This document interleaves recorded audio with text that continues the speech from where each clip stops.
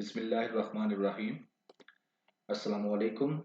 My name is Ali Raza and welcome to Pen Gravity. Dawn Editorial Opinion Analysis. इसकी series continue थी with practice question and today is 13th of November 2023. तो जी क्या करेंगे आज हम lecture के अंदर एडिटोरियल में हम 1, 2, 3 ये तीनों एडिटोरियल इनको स्टेप बाय स्टेप डिस्कस करेंगे then we move forward opinion में जाएंगे 4, 5th, 6th और 7th यानी कि हम पूरे का पूरा पेज जो है इसको एनालाइज करेंगे इसको डिस्कस करेंगे एंड इंशाल्लाह इस लेक्चर के अंदर भी आपको being a student of competitive exams और इसके अलावा भी आपके कंसेप्ट बहुत मेच्योर होंगे और काफ़ी चीज़ें नई सीखने को मिलेंगी। पीडीएफ लिंक न्यूज़पेपर का भी और इस लेक्चर का भी डिस्क्रिप्शन के अंदर अवेलेबल होगा। चैप्टराइजेशन हमने कर दी है, 7 चैप्टर बना दी हैं इसी वीडियो के, वो भी लिंक में आप देख सकते हैं और डिस्क्रिप्शन के अंदर व्हाट्सएप चैनल का लिंक है, वहाँ से ज्वाइन कर सकते हैं और कोई भी आप क्वेश्चन जो है कमेंट सेक्शन के अंदर पूछ भी सकते हैं और अपनी राय का इजहार भी कर सकते हैं। चैनल को असल में सब्सक्राइब काफ़ी बच्चों ने किया हुआ है लेकिन कुछ ने एक मिस्टेक की है कि ये जो बेल आइकन होता है ना इसको आपने क्लिक करना होता है फिर ही जो नेक्स्ट वीडियो का नोटिफिकेशन आप तक पहुंचता है। तो काफ़ी बच्चे जो हैं वो किसी एक वीडियो को देखने के बाद जो है वो कमेंट कर रहे होते हैं कि सर नेक्स्ट लेक्चर अपलोड नहीं हुआ। तो नेक्स्ट लेक्चर आपको पता है एक्सेप्ट संडे हम जो है कंटिन्यूसली लेक्चर जो है उनको अपलोड करते हैं। तो वो बच्चे जिनका नहीं हो रहा वो इस बेल के आइकन को क्या करें क्लिक करें, जब इसकी शेप इस जैसी होगी तो आपके नोटिफिकेशन एक्टिव हो जाएंगे। तो नेक्स्ट कोई भी लेक्चर होगा वो आपके ऊपर जो है नोटिफिकेशन आपको शो होगा। चलें शुरू करते हैं। इसमें है जी क्या है जी OIC in action. OIC in action के अंदर क्या वो बात करेगा, बात सिंपल, इस जो एडिटोरियल है उसके अंदर जो है पहले आपको कॉन्टेक्स्ट बता दूं। कॉन्टेक्स्ट ये है कि जनाब अली OIC की और अरब लीग की एक मीटिंग होती है 1-2 दिन पहले, सैटरडे वाले दिन सारे के सारे इस्लामी मुल्क इकट्ठा होते हैं और वो बात करते हैं गजा की कि जनाब अली गजा में इसराइल जो है बम्बारमेंट कर रहा है तो उसका क्या करना है। एंड फाइनली ये मीटिंग खत्म हो जाती है विदाउट एनी रिजल्ट, कोई इसका खास रिजल्ट नहीं निकलता, कोई हतमी फैसला नहीं होता, कोई ये लोग आपस में बैठ के कोई ऐसा फैसला नहीं कर पाते कि हम इसराइल को ये कहते हैं इस तरह से रोकते हैं। तो ये खत्म हो जाती है। टॉपिक को डिस्कस करने से पहले आपको ये मैं एक दिखा दूं पिक्चर, ये पिक्चर आके आज के डॉन की थी न्यूज़पेपर की। तो जनाब यार इसमें आप देख सकते हैं ये गजा है और ये इसराइल की तरफ से बम आ रहे हैं एंड दैट इज ये क्या है जी जिसे हम उर्दू में कहते थे उल्लू, जिसको दिन के टाइम हम कहते हैं नजर नहीं आता और इसकी आंखों पे क्या है OIC। ठीक है, समझ गए आप। यानी कि ये OIC है, इसको कुछ नजर नहीं आ रहा क्योंकि उल्लू को दिन के टाइम कुछ नजर नहीं आता, यही हम कहते हैं ना दिन के टाइम नजर नहीं आता। जैसे आप सादी सी बात बताना चाह रहा हूँ कि उन्होंने इससे इसको कंपैरिजन किया कि इसके कुछ नजर नहीं आ रहा जनाबी अली। ठीक है ना, तो चलें जी चलते हैं आगे। फर्स्ट ऑफ ऑल ये टॉपिक आपको बेनिफिशियल कहाँ पे रहेगा, OIC अरब लीग आपके करंट अफेयर का टॉपिक है, उसके अंदर ऑर्गेनाइजेशंस का। ठीक है ना, तो वहां पर समझ लें आपके सिलेबस का ये हिस्सा है। ठीक है, तो आपको अभी के लिए जो OIC और अरब लीग जो है फलस्तीन के पॉइंट ऑफ व्यू से क्या कर रही है, फलस्तीन भी आपके सिलेबस का हिस्सा है तो आपको पता चल जाएगा कि क्या कर रही है। गजा के ऊपर क्या है इनका रिस्पॉन्स वो अभी आपके डिस्कस करेंगे। इसके अंदर डिफरेंट स्टेट की पोजीशन क्या, मुख्तलिफ जो मुल्क हैं बेशक वो इस्लामिक कंट्रीज हों या नॉन मुस्लिम्स हों, तो उनकी क्या रिस्पॉन्स रहा, क्या कर रहे हैं, क्या जवाब दे रहे हैं गजा के ऊपर। 11,000 से ज़्यादा लोग उन्होंने शहीद कर दिया। और इससे एक बड़ी अच्छी बात जो है आपकी जो आंखें खुल जाएंगी कि असल दुनिया कौन सी है, असल दुनिया क्या है। ये OIC, ये UNO, ये अरब लीग, ये सारी हैं बातें। ठीक है, और असल दुनिया क्या है वो भी आपको पता चल जाएगा और इसके अलावा आपको ये भी पता चल जाएगा who rules the world and why, कौन दुनिया को चला रहा है। ठीक है ना, तो चलें जी शुरू करते हैं। कहता है OIC अरब लीग की समिट कहते हैं कॉन्फ्रेंस को हुई है रियाज के अंदर, हुई है सैटरडे वाले दिन। आज मंडे है तो संडे की छुट्टी समझ लें, सैटरडे वाले दिन हुई थी। तो क्यों हुई थी, डिस्कस करना था गजा को, गजा के अंदर जो बम्बारमेंट हुई है उसको। तो क्या हुआ finally, with no clear action plan, कोई क्लियर एक्शन प्लान नहीं हुआ कि किस तरह से इसको रोका जाए। इसराइल को कैसे रोका जाए, कोई एक्शन, कोई प्लान सामने नहीं आया। और उसने कहा कि एक तरफ जो लग्जरियस कॉन्फ्रेंस सेंटर है, यानी कि बड़े ही खूबसूरत बड़े बड़े हॉल हैं जहाँ पर बैठ के ये कॉन्फ्रेंस होती है, ये सारे, और दूसरी तरफ क्या है, भूखे बेचारे जख्मी और भूखे गजा वाले बैठे हुए लोग हैं, और वो इंतजार कैसे क्या कर रहे हैं कि कब इसराइल नेक्स्ट मिसाइल उनके ऊपर फेंकेगा। एक तरफ ये सूरत हाल है और दूसरी तरफ ये सूरत हाल है कि लग्जरी किस्म के वीआईपी जो हॉल हैं वहां पर बैठ के ये लोग आपस में बातें करते हैं कि जनाब अली इन बेचारों का क्या करना है, और एंड पे ये सारे गपशप लगाते हैं और अपने घरों को चले जाते हैं, और एंड पे कुछ भी इनका नहीं ये करते। Call for cease fire and condemnation and nothing else, सिर्फ यही बातें जिस तरह ओआईसी पहले करती थी कि कॉल फॉर सीज लाइन जी, जिसको रोक दिया जाए, कंडेम किया, और कुछ भी नहीं किया। जिस तरह पिछले एडिटोरियल भी मैंने आपको डिस्कस किया था कि अरब लीग और ओआईसी ये जो है मुस्लिम रिप्रेजेंटेटिव समझी जाती हैं, क्योंकि इनकी तादाद काफ़ी ज़्यादा है इसके अंदर मुस्लिम कंट्रीज़ की। तो इन ये कुछ भी नहीं करती, ये बस स्टेटमेंट्स देती हैं और कंडेम करती हैं एंड नथिंग एल्स। ठीक है, ये क्या कहते हैं कि ये बस कुछ भी नहीं है, तो यही काम इन्होंने किया है। और आगे यहाँ तक तो आपको समझ आ गया कि ओआईसी ने क्या किया। ओआईसी और अरब लीग ने कुछ भी नहीं किया और ये कुछ कर भी नहीं सकते, ये कुछ करेंगे भी नहीं। ठीक हो गया, यही रियलिटी है, ये रियलिटी बेस्ड बात है। ठीक है, नेक्स्ट सी फलस्तीन। अब हम आ जाते हैं स्टेट्स के ऊपर कि स्टेट जो मुल्क वहां पर मुख्तलिफ मुल्कों के रिप्रेजेंटेटिव बैठे हुए थे, तो उन्होंने क्या किया। फलस्तीन का प्रेसिडेंट कहता है जी, फलस्तीन के प्रेसिडेंट ने, जो फलस्तीन का प्रेसिडेंट है वो डिमांड किससे कर रहा है, वो कह रहा है कि डिमांड भी कर रहा है कि यार ये जो जोनोसाइडल वार हो रही है ना, इसको बंद किया जाए। और यूएसए को कहता है कि अपना ऑफिस इस्तेमाल करे और तेल अवीव को रोके ये गजा में, ये जो उसने काम किया है। कौन? फलस्तीन का प्रेसिडेंट। और चारा ही नहीं है उनके पास कोई। किससे कह रहा है? यूएसए से कह रहा है कि इसराइल को रोको। हालांकि हकीकत में क्या है कि यूएसए ही तो रोक नहीं रहा, यूएसए तो उसको हलाशरी दे रहा है। ठीक है भाई, तो उनका कोई मसला नहीं है, ठीक है ना। अगर यूएसए उसको कहे तो ये हो सकती है स्टॉप, इसमें कोई बड़ी बात नहीं है। लेकिन वही तो नहीं चाह रहा कि ये स्टॉप हो। तो वो ये किससे कह रहा है जी? यूएसए से कह रहा है। आप देख लें, ये है रियलिटी। अल्जीरिया का जो है, उसने क्या किया, ऑन द अदर हैंड उसने मुस्लिम कंट्रीज को कहा, wanted Muslim and Arab state to suspend ties with Israel. उसने कहा कि मुसलमान और अरब स्टेट्स क्या करें, इसराइल के साथ अपने ताल्लुकात खत्म कर दें। ये अल्जीरिया ने कहा। ईरान ने क्या कहा? ईरान ने ये रिकमेंडेशंस दी कि आप बाईकाट कर दें इसराइल का। और इसके अलावा और क्या क्या कि जो इसराइल की मिलिट्री है उसको टेररिस्ट ग्रुप कहें, ये टेररिस्ट ग्रुप है। हालांकि ईरान ने सही बात कही है। जिस तरह ये छोटी छोटी बातों के ऊपर आपकी ऑर्गेनाइजेशन को टेररिस्ट कह देते हैं, तो आप नहीं कह सकते, लेकिन किसी ने नहीं कहा। तो उसने, ईरान ने ये कहा कि आप क्या करें, रिकमेंड किया कि आप बाईकाट कर दें इसराइल का एक नंबर पर, और दूसरा इसकी जो आर्मी है उसको टेररिस्ट और ग्रुप कहें। और ये वाकई ही हकीकत है, दैट इज रियलिटी के जो इसराइल की आर्मी है उसका एक बहुत बड़ा सेक्शन जो है, वो मेरे जेहन से नाम निकल गया है, वो वाला टेररिस्ट ग्रुप उसको हैंडल कर रहा है। लास्ट टाइम हमने ये भी किसी ओपिनियन के अंदर चीज डिस्कस की थी। तो इसलिए मैं बार बार कहता हूँ कि जो रिसेंट एपिसोड गुजर चुके हैं उनको आप जरूर सुने, क्योंकि उससे आपके आइडियाज मेच्योर होंगे। ये ईरान ने कहा। तो और ईरान के प्रपोजल को किसी ने सीरियस ही नहीं लिया। तो ये रही थी किसकी? मुल्कों की। दो चार मुल्क बोले और उन्होंने, बस ईरान ने कुछ बोला, लेकिन ईरान की बात को किसी ने कहा कि यार ये क्या बात, ये तो हम कर ही नहीं सकते। मतलब कोई मुस्लिम कंट्री कुछ भी नहीं कर सकता, बात खत्म हुई। नेक्स्ट आ जाए, आपकी और मुस्लिम ऑर्गेनाइजेशंस भी कुछ नहीं कर सकती, आपका कोई मुस्लिम मुल्क भी कुछ नहीं कर सकता। तो फिर मुसलमानों आप देख लो, where you are standing right now in the world, कि आप कहाँ पर हो। कल को अगर पाकिस्तान के ऊपर कोई होता है या किसी दूसरे मुस्लिम मुल्क के ऊपर होता है, तो यही होगा जो अब हो रहा है, कोई कुछ नहीं कर सकेगा। आगे वो फिर ओपिनियन वाला जो एडिटोरियल वाला है, वो मुस्लिम वर्ल्ड को फिर क्रिटिसाइज करता है। यहाँ पर वो कहता है कि 11,000 फलस्तीनी मार दिया उन्होंने, उसका मर्डर कर दिया इसराइल ने उनको, ठीक है ना।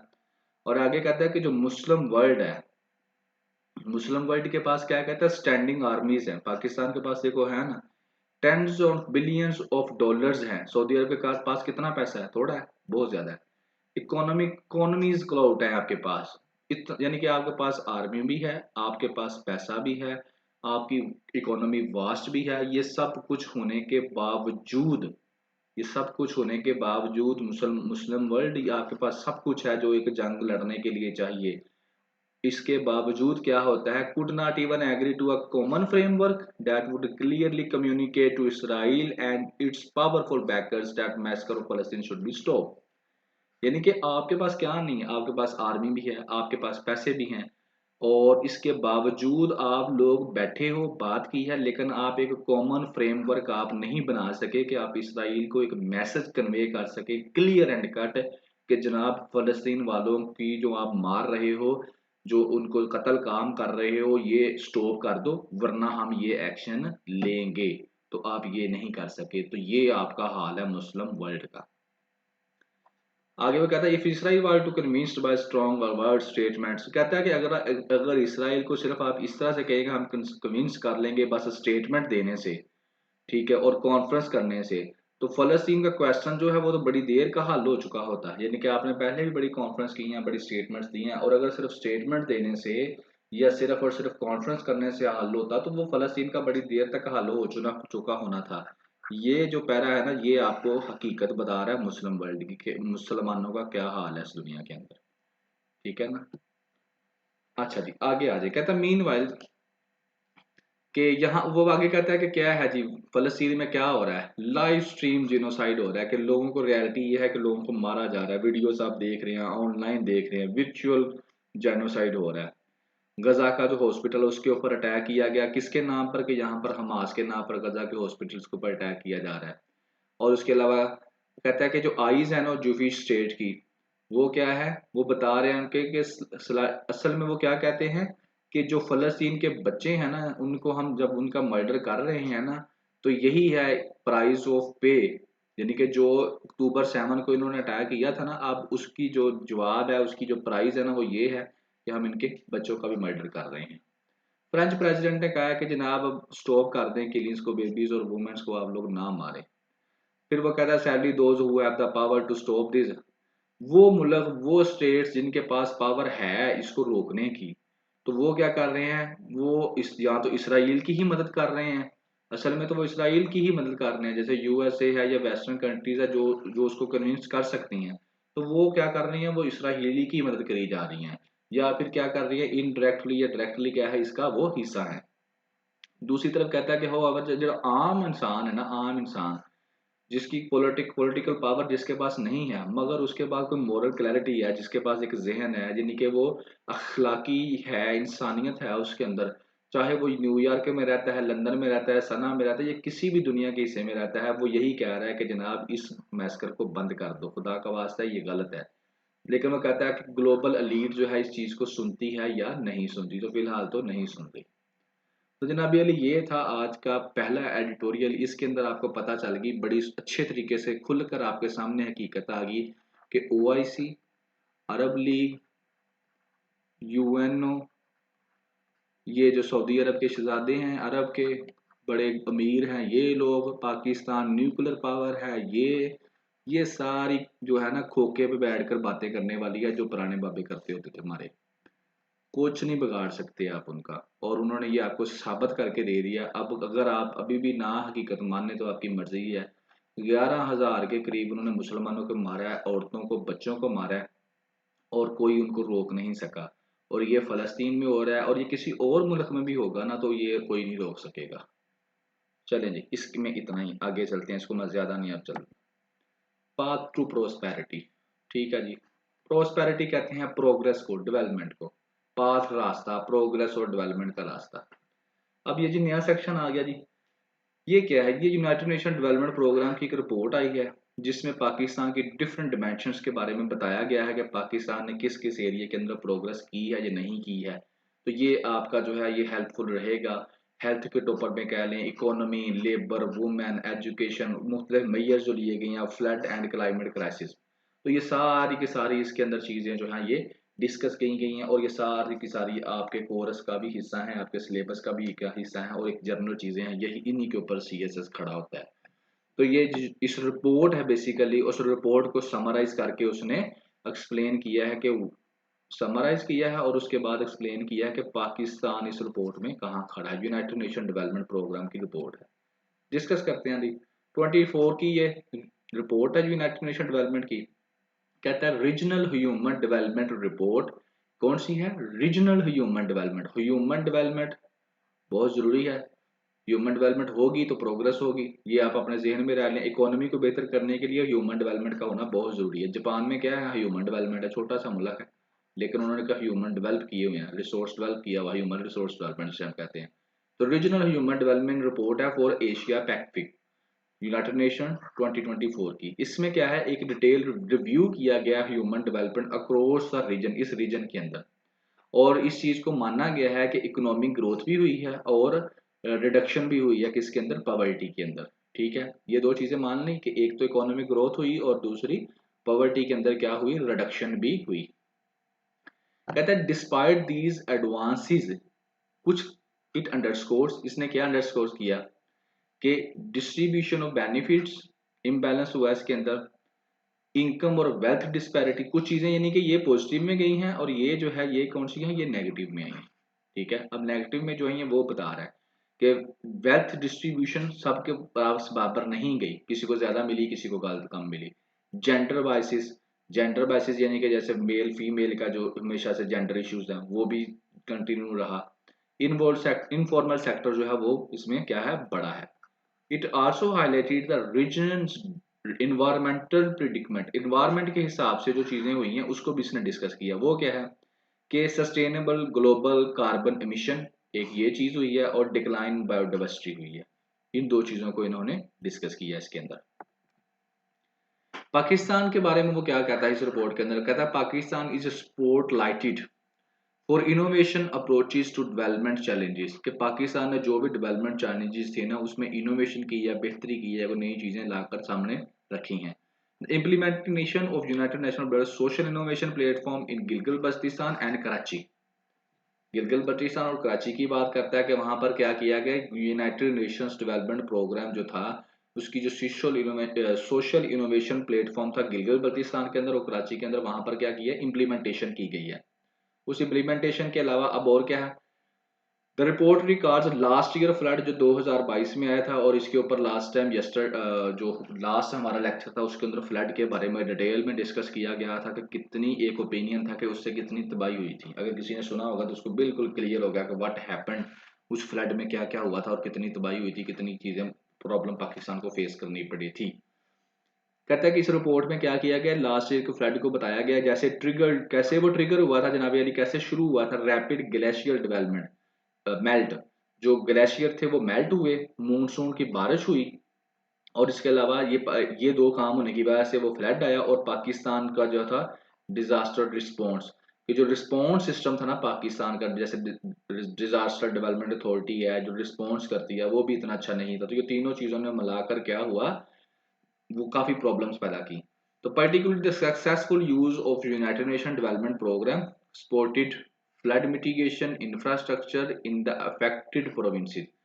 तो ये काम तो हो गया ना फ्लड के, लेकिन जो आगे ये रिपोर्ट कहती है कि जो यूनाइटेड नेशंस डेवलपमेंट प्रोग्राम था उसको जो सपोर्ट किया गया था, सपोर्टेड फ्लड मिटिगेशन, जो फ्लड की तबाही आई थी उसमें काफी मदद दी, उसको कम किया, इंफ्रास्ट्रक्चर को बेहतर किया। टेक्नोलॉजी टेक्नोलॉजी की फील्ड के अंदर देखें तो क्या क्या प्रोग्रेस हुई है, in term of technological progress क्या हुई है, integration of fintech and agritech in Pakistan agriculture sector. Fintech, last time फिर वही बात, जो लास्ट लेक्चर हुआ था उसके अंदर फिनटेक का जिक्र था। ये फिनटेक कहते हैं बेसिकली फाइनेंशियल टेक्नोलॉजी, जब हम फाइनेंस के अंदर टेक्नोलॉजी का इस्तेमाल करते हैं तो उसके लिए टर्म यूज करते हैं फिनटेक। तो एग्रीकल्चर एग्रीटेक यानी कि हमने एग्रीकल्चर के अंदर टेक्नोलॉजी का इस्तेमाल जो है वो, और फिनटेक, ये दोनों काम करने हैं, तो उससे पाकिस्तान का एग्रीकल्चर सेक्टर जो है वो बेहतर हो गया है, इंक्रीज हुई है, प्रोडक्शन बेहतर हो गई है, यानी कि ज्यादा प्रोडक्शन आनी शुरू हुई है। और इसके अलावा जो लेवलीहुड है, जो कमाई है वो बेहतर हुई है, वो स्मॉल फार्मर, छोटे फार्मर्स की।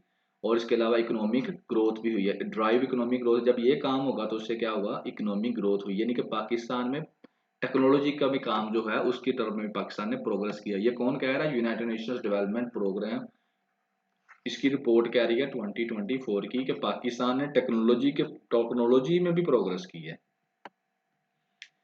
आगे कहते हैं लेजिस्लेटिव इफेक्ट भी रहे हैं, कि जो लेजिस्लेशन यानी कि कानून शनून भी हमने कोई बना पास किए हैं, जिसकी वजह से यूनाइटेड नेशन डेवलपमेंट प्रोग्राम की रिपोर्ट कहती है कि पाकिस्तान में बेहतरी आई है। जैसे प्रोटेक्ट किए हैं माइग्रेंट डोमेस्टिक वर्कर्स, जो माइग्रेट करके आए हुए थे डोमेस्टिक वर्कर्स, उनको हमने प्रोटेक्ट किया है। Dedication to equitable labour conditions, एक जैसी जो लेबर्स कंडीशंस हैं उनको हमने बेहतर करने की कोशिश की है। अगर कहीं पर जो लेबर कंडीशंस जो हैं वीक थी तो उनको हमने बेहतर किया है। और इसके अलावा एक्सपोर्ट लेड ग्रोथ हमने बनाई है, यानी कि हमारी जो है ना एक्सपोर्ट जो है वो बढ़ रही हैं। एक्सपोर्ट लेड ग्रोथ की है कि ऐसी चीज़ों की ग्रोथ की है जिससे एक्सपोर्ट बने। इसके अलावा हमने एलिवेट इकोनॉमिक क्राइसिस को हमने एलिविएट होता है कम करना, कंट्रोल करना, थोड़ा करना, वो कर दिया है। और इसके अलावा मैनेज कर लिया लार्ज डेब्ट बर्डन, बड़ा जो डेब्ट बर्डन था, वजन था उस किसका, कर्जे का, उसको हमने मैनेज किया है। Which could be pivotal for Pakistan economy, ये सारे काम जो हमने किए हैं ये क्या है, पाकिस्तान की इकोनॉमी के लिए बेहतर है। फर्दर कहता है the adoption of action plan for human rights and business, के इसके अलावा हमने अडॉप्ट किए हैं एक्शन प्लान किसके लिए, ह्यूमन राइट्स के लिए भी और बिजनेस के लिए भी। तो ये सब इस सब से क्या होगा, make a conscientious efforts to align business practices with international human rights standard, यानी कि जो बिजनेस की प्रैक्टिस है वो इंटरनेशनल ह्यूमन राइट्स स्टैंडर्ड के मुताबिक हो जाएगी। तो ये सारे काम हमने किसमें किए, लेजिस्लेटिव एफर्ट जो है उसमें किए। और ये कौन बता रहा है, यूनाइटेड नेशन डेवलपमेंट प्रोग्राम की रिपोर्ट बता रही है। असल में ये सारे पॉइंट्स जो हैं ये उसी रिपोर्ट के हैं। तो ये ज्यादा काफी पॉइंट्स हैं कि उसमें बता दिया कि पाकिस्तान ने किस किस एरिया में डेवलपमेंट की है और किस किस एरिया में पाकिस्तान वीक रहा है। आगे वो कहती है report present a troubling rise in, यहाँ पे देखो ना अब आ गया नेगेटिव में कि कहाँ पे पाकिस्तान में खराबी पैदा हुई है। वो क्या है, ह्यूमन इनसिक्योरिटी इन पाकिस्तान 2010 से 2016 तक एंड 2017 से 2020, ये वो वाले साल थे जिनमें जो पाकिस्तान की ह्यूमन इनसिक्योरिटी है उसको परसीव किया गया है।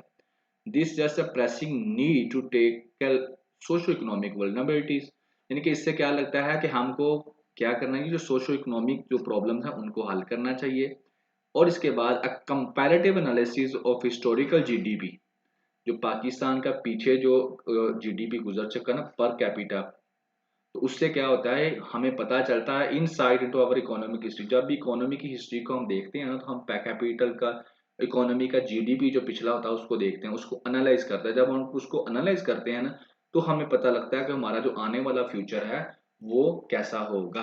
तो जब इसको एनालाइज किया ना तो फिर क्या हुआ, फिर ये हुआ द रिपोर्ट स्टार्कली कंट्रास्ट, ठीक है ना। यानी कि जब हमने इसको किया तो उससे भी पता चला कि जो है ना ये वाली जो ह्यूमन सिक्योरिटी है एक तो ये प्रॉब्लम पैदा कर रही है और दूसरा जो है हमारी जो हिस्टोरिक सोशियो इकोनॉमिक वर्नबिलिटीज हैं उनकी वजह से जो हमारी प्रोग्रेस है इकोनॉमी की वो डिस्टर्ब हो रही है। और इसके साथ साथ और क्या हो रहा है, किसी वजह से हो रही है, एक तो जेंडर डिस्पैरिटीज की वजह से हो रही है वर्क फोर्स के ऊपर, यानी कि जब औरतें जो है वो काम करने के लिए जाती हैं, यानी कि ये जो इकोनॉमी तबाह हो रही है ना उसकी एक रीजन ये भी वो बता रहा है, ठीक है ना। कि क्या, यानी कि जब इकोनॉमिक हिस्ट्री जो है उसको एनालाइज किया गया जीडीपी के हिसाब से तो पता चला कि तबाही हो रही है, खराबी हो रही है। और उनमें से एक तो ये ह्यूमन सिक्योरिटी थी और दूसरा क्या था, ये वाला जो जेंडर डिस्पैरिटी है ये भी था। और फिर वो बात करता है कि जेंडर डिस्पैरिटी इस हिसाब से भी है कि जब पाकिस्तान की लेबर फोर्स को देखा जाता है तो फीमेल जो है सिर्फ 25% है लेबर पार्टिसिपेशन करती हैं। और जब इसको कंपेयर किया जाता है दूसरे कंट्री के साथ जैसे वेटनम है तो वहां पर 69% वुमेन जो है वो कहाँ पर है, लेबर फोर्स में आपको नजर आती हैं। तो पाकिस्तान में कितनी है, 25%। तो इसकी वजह से भी क्या है कि जो है एक तो इकोनॉमी को सेटबैक मिल रहा है और ये इंडिकेट करती है सिग्निफिकेंट एरिया फॉर इम्प्रूवमेंट, यहाँ पर इम्प्रूवमेंट होनी चाहिए। अब ये कौन कह रहा है, again United Nation development programme की रिपोर्ट कह रही है। आगे पाकिस्तान क्या है, डेप्ट डेप्ट स्ट्रेस भी है पाकिस्तान के ऊपर। इसको जब वो डिस्कस करता है तो वो क्या करता है, जो पाकिस्तान के ऊपर कर्जा है उसका जो स्ट्रेस है जब उसके बारे में डिस्कशन की जाती है तो कहता है कि पाकिस्तान को नीड है टू इफेक्टिव फिजिकल मैनेजमेंट। अब आप ये देख सकते हैं कि ये क्या है, ये चीजें क्या हैं कि इकोनॉमी को कैसे बेहतर किया जाए। या अगर आपसे कोई पूछ ले कि कर्जा जो है पाकिस्तान का जो डेब्ट है उसका हल क्या है जी जनाब बताएं, तो ये जी बता रही है हल रिपोर्ट। वो कह रही है जो फिजिकल मैनेजमेंट है उसको बेहतर तरीके से मैनेज किया जाए। अब फिजिकल मैनेजमेंट क्या होता है? फिजिकल पॉलिसी जिस तरह मैंने आपको लास्ट लेक्चर में बताया था और मॉनिटरिंग पॉलिसी बताई थी, ठीक है ना। तो फिजिकल होती है बेसिकली जो बजट को हम करते हैं मैनेजमेंट। तो आप बजट यहाँ से अपने जेन में रख लें, तो उसकी मैनेजमेंट जो है उसको इफेक्टिव होना चाहिए, स्ट्रेटेजिक प्लानिंग होनी चाहिए, अपने चैलेंजेस को नेविगेट करने के लिए किस तरह से उनको हमने पिन पॉइंट करना है और कैसे उनको हल करना है। और एंड पे जो रिपोर्ट है ये कंक्लूड होती है। इंक्लूड कैसे कंक्लूड की जाती है? By emphasising the imperative for Pakistan, क्या कि to develop a strategy centre on innovation, के इनोवेशन के ऊपर क्या कर दिया, एक स्ट्रेटेजिक सेंटर बनाए, रिजिलियंस हो, जेंडर इक्वालिटी लेकर आए, सस्टेनेबल डेवलपमेंट पाकिस्तान के अंदर हो, और इसके लिए क्या हो, और ह्यूमन डेवलपमेंट के लिए एक रिपोर्ट पाकिस्तान क्या करे, एक चार्ट बनाए, ठीक है ना, जिससे क्या हो, ह्यूमन डेवलपमेंट हमारे पास कितना है, 25 करोड़, इसकी डेवलपमेंट करेंगे तो ये पैसे कमाएगा तो पाकिस्तान तरक्की करेगा। डेवलपमेंट नहीं करेंगे तो ये सारे फिर क्या करेंगे, फ्री बैठकर खाना खाएंगे, और इसके खाने का फिर हमको इंतजाम करना पड़ेगा, तो फिर पाकिस्तान तरक्की नहीं करने वाला। तो the reports just that the key success will be effective leadership. कैसे पाकिस्तान तरक्की करेगा? Effective leadership, collaborative efforts and sound governance to forge prosperous future for all the citizen. ये देखें ये दो तीन चीजें, ये है पाकिस्तान तरक्की करेगा। और इसके अलावा ये वाली सारी, ये सारे काम आप लोग जो है ये देखें, ये पॉइंट्स हैं सीधे सीधे आपके जो पेपर के पॉइंट पॉइंट पर्सपेक्टिव में। ये कर्जे को कैसे उतारा जा सकता है जी, कर्जे को कैसे मैनेज किया जा सके, ये दो पॉइंट्स हो गए। इकोनॉमी या पाकिस्तान किस तरह बेहतर होगा, कैसे उसके जो इम्पेरेटिव्स हैं, प्रॉब्लम्स हैं, कैसे वो खत्म होंगी, ये सारे के सारे पॉइंट्स। और इसके अलावा सक्सेस कैसे होगी फाइनली, वो ऐसे। तो ये सारे के सारे पॉइंट्स जो हैं ये आपके इस्तेमाल में आ सकते हैं। तो ये थी यूनाइटेड नेशंस डेवलपमेंट प्रोग्राम की रिपोर्ट और उसके पॉइंट्स रिगार्डिंग पाकिस्तान। नेक्स्ट सी ट्रांसजेंडर मिथ। मिथ होता है जी इंजॉयमेंट करना, हैप्पी फील करना, और ये क्या कहते हैं उसको, जैसे सेलिब्रेट हम करते हैं खुशी के ऊपर, फंक्शंस के ऊपर, तो उसकी बात कर रहे हैं। इस टॉपिक के अंदर ट्रांसजेंडर का आपको पता चलेगा स्टेटस क्या है पाकिस्तान के अंदर, इंडिया के अंदर क्या है, वियतनाम के अंदर क्या है, इनके राइट्स का स्टेटस क्या है, वायलेशन हो रही है, बिल जो पास किया उसकी बात की जाएगी, इंटरनेशनल ऑर्गेनाइजेशन का क्या कहना है इनके बारे में, और रिपोर्ट्स डिफरेंट जो हैं वो क्या बता रही हैं कि ये जो ट्रांसजेंडर हैं इनका पाकिस्तान के अंदर क्या हो रहा है, इनके राइट्स की वायलेशन क्या हो रही है, क्या स्टेटस है, और बाकी सारी चीज़ें, और दूसरी दुनिया में भी। तो ये ज़ाहिर है ट्रांसजेंडर जो है इनके बारे में भी बीइंग अ स्टूडेंट आपको कॉम्पिटिटिव एग्जाम आपको पता होना चाहिए। क्या है जी पाकिस्तान ट्रांसजेंडर कम्युनिटी, इसमें वो ये बताता है कि एक ना फेस्टिवल होता है बेसिकली कराची के अंदर। पहले क्रक्स बता दूं, कराची के अंदर एक फेस्टिवल किया जाता है, वहां पर ये सारे के सारे इकट्ठे होते हैं और अपने राइट्स के बारे में बात करते हैं। तो वहां से फिर ये बात शुरू होती है, उसको ये बताता है इस एडिटोरियल के अंदर कि वो आए थे, उन्होंने डिस्कस किया था। फिर आगे बताता है कि किस तरह से कौन कौन से राइट्स हैं जिनकी वायलेशन होती है और क्या स्टेटस है, ये सारी चीजें जो है बताता है। तो कहता है पाकिस्तान ट्रांसजेंडर कम्युनिटी जो है हैज बीन, उसको क्या क्या प्रॉब्लम है, ओप्रेशन किसको, कहाँ कहाँ से, फैमिली की तरफ से भी और सोसाइटी की तरफ से भी। ट्रांसजेंडर सादा अल्फाज में करूँ, जो बायोलॉजिकली या मेल हो ना फीमेल हो, दरमियान में बेचारा रह जाए, तो उसको हम पंजाबी में कह देते हैं जी खुसरा है। और फिर आपको पता ही है उस बेचारे का क्या हाल होता है, सिर्फ उसकी फिजिकल फिजिक की वजह से ही उसको क्या किया जाता है कि फैमिली वाले भी उसको एक्सेप्ट नहीं करते। कोई बताता है कि मेरे घर में खुसरा पैदा हुआ, कोई नहीं बताएगा, यही रियलिटी है।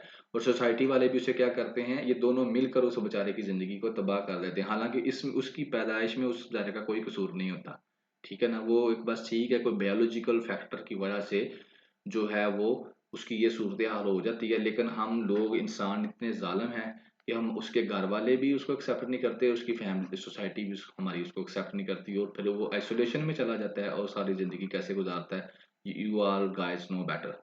तो एज ए रिजल्ट क्या होता है जी, उसे तो ना कोई रोजगार मिलता है, ठीक है ना। और क्यों नहीं मिलता? क्योंकि उसे ना तो एजुकेशन मिलती है कोई बेहतर, और उसके अलावा ना उसको हेल्थ केयर की उसकी की जाती है।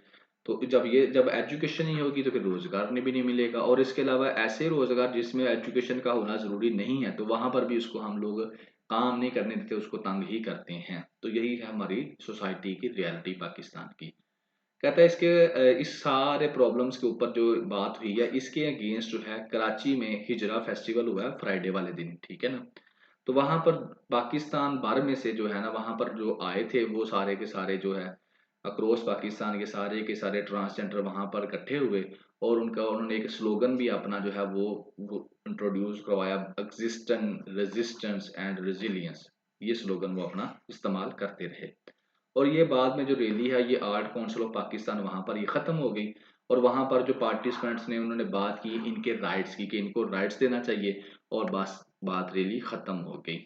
अब ये तो रैली जो ख़त्म होगी, अब वो आपको डाटा देगा कि इनका हाल क्या है। अब वो कहता है कि मिनिस्ट्री ऑफ ह्यूमन राइट्स जो पाकिस्तान है उसकी रिपोर्ट के मुताबिक कि जो अथॉरिटीज़ हैं वो फेल हो चुकी हैं इनको प्रोवाइड करने में जॉब्स, सिंध वाली भी और पंजाब वाली भी। ट्रांसजेंडर एक्ट 2018 में पैदा हुआ था, और सॉरी पैदा हुआ कह रहा हूँ, ट्रांसजेंडर एक्ट 2018 में 2018 में बनाया गया था जिसमें ये कहा गया था कि ये जो ट्रांसजेंडर हैं इनको भी गवर्नमेंट जॉब्स दी जाएंगी। तो पंजाब में जो है इतनी ज़्यादा नहीं दी गई, थोड़ी बहुत दी गई। जैसे थोड़े दिन पहले पुलिस के अंदर पता चला जी एक को जॉब दी गई है, तो पंजाब में तो दी गई हैं कुछ जगह पे ऊपर, लेकिन सिंध में तो बिल्कुल ही जो है उन्होंने नहीं दी। तो यहाँ पर वो कहता है कि एक इस काम में तो अथॉरिटीज फेल हो चुकी हैं, नहीं दे रही। दूसरी तरफ वो क्या कहता है कि चलें ये ऊपर वाली रिपोर्ट जो है वो ये कह रही है, लेकिन ये जो वादे किए गए हैं इनको पूरा करने से पहले जो रूलिंग क्लास है, ruling class first of all जो है उनको कंसीडर तो करे, कंसाइल द फैक्ट है कि ट्रांसजेंडर पीपल जो हैं उनको कंसीडर तो करे कि वो हमारी सोसाइटी का हिस्सा है। फिर ही उनको कोई ये करेंगे ना, पहले तो ये कंसीडर करें कि वो हमारी फैमिली का हिस्सा है। और दूसरे नंबर के ऊपर इंटरनेशनल जो मेजर लिए गए हैं उनसे सीखें। कौन? Ruling class. जब ये रूलिंग क्लास जो कौन सी हमारे पार्लियामेंटेरियन जो भी पॉलिसी मेकर्स हैं वो पहले तो इनको क्या करें, सोसाइटी का हिस्सा समझें। दूसरे नंबर पर जो इंटरनेशनल मेजर्स इनके बारे में लिए जा रहे हैं मतलब दूसरे मुल्कों के अंदर वो देखें, तो फिर ये हमारे मुल्क के अंदर जो ट्रांसजेंडर है इनका ये कुछ कर सकेंगे। फिर वो एग्जाम्पल देता है, कहता है इंडिया, इंडिया के अंदर जो है digital transaction and instant payment, ये दोनों के दोनों जो हैं ये इनेबल कर दिए गए हैं ट्रांसजेंडर पीपल के लिए टू अर्न सेफली, ताकि वो सेफली जो है अर्न कर सके। ये दोनों के दोनों जो हैं खाते उनके लिए खोल दिए गए हैं। पाकिस्तान में नहीं ऐसी चीज़ है। वेटनम के अंदर क्या कहता है, बार रूम कल्चर वहां पर चल रहा है और ये भी एक ग्रांट मेंटोर है, mentors to grant people along with the mental health and monetary support. के इससे क्या होगा कि जो वहां पर लोग वो वाले जिनको मेंटल हेल्थ का इशू है और इसके अलावा जो मतलब कि इस तरह के लोग हैं ट्रांसजेंडर, उनको मॉनिटरी सपोर्ट मिलेगी। तो ये कहाँ पर किया गया? वेटनम के अंदर किया गया। लेकिन पाकिस्तान में is future away from such initiative, Pakistan के अंदर ऐसा कोई काम नहीं किया गया। यहाँ का कि European Union funded trans murder monitoring project, European Union का जो फंडेड प्रोग्राम था ट्रांस मर्डर मॉनिटरिंग प्रोजेक्ट जिसको यूरोपियन यूनियन ने फंड किया था, उसने क्या बताया? उसने ये रिपोर्ट किया कि 10 मर्डर होते हैं हर साल पाकिस्तान में ट्रांसजेंडर के। और इसके बाद फोर्ब्स टर्म 2021 डेडलीस्ट ईयर जब 375 डेथ्स हुई थी किनकी? इनकी ट्रांसजेंडर्स की पाकिस्तान के अंदर। तो इन जो करते हैं उनकी अकाउंटेबिलिटी होती नहीं। तो यहाँ पर प्रॉब्लम ही यही है कि जब एक ट्रांसजेंडर को मर्डर उसका कर दिया जाता है तो उसके पीछे कोई आता ही नहीं, उसका कोई मदई बनता ही नहीं है जिसे हम मदई कहते हैं। और दूसरी बात यह है कि जो इन्वेस्टिगेशन वाले हैं वो भी बस इसको इतना सीरियस लेते ही नहीं है। वो कहते हैं इनका काम है नाचना और दूसरे गलत काम करना, तो कोई बात नहीं, ये चलता रहता है। तो इस वजह से फिर क्या होता है, जो मर्डर करने वाले होते हैं उनकी अकाउंटेबिलिटी नहीं होती, उनका हौसला बढ़ता है। फिर एंड पे वो कहता है after all what are they being fault for, आखिर उनका क्या गुनाह है, क्यों उनका मर्डर किया जा रहा है, ये सबको सब क्या किया जा रहा है, गलत किया जा रहा है। तो जनाब ये था आपका थर्ड ओपिनियन ट्रांसजेंडर के बारे में। आपको यहाँ से रियलिटी का पता चल गया ट्रांसजेंडर की कि पाकिस्तान में क्या हाल हो रहा है, दुनिया में क्या हाल हो रहा है और हमारी सोसाइटी उनके साथ क्या हाल कर रही है। तो ये भी आपका कहीं ना कहीं जो है इस्तेमाल हो जाएगा एग्जाम्स के अंदर। अब हम शुरू करते हैं जी अपने आज के ओपिनियंस। तो ओपिनियंस के अंदर जो फर्स्ट वन है वो है चैलेंजिंग इलेक्शन सिनेरियो।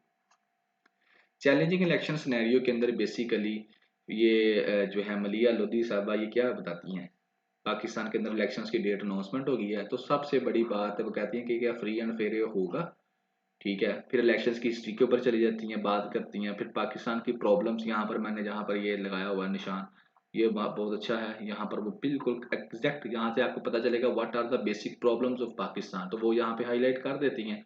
ये आप लिख भी सकती हैं किसी भी और आपको पता भी चल जाएगा कि प्रॉब्लम्स हैं क्या पाकिस्तान में।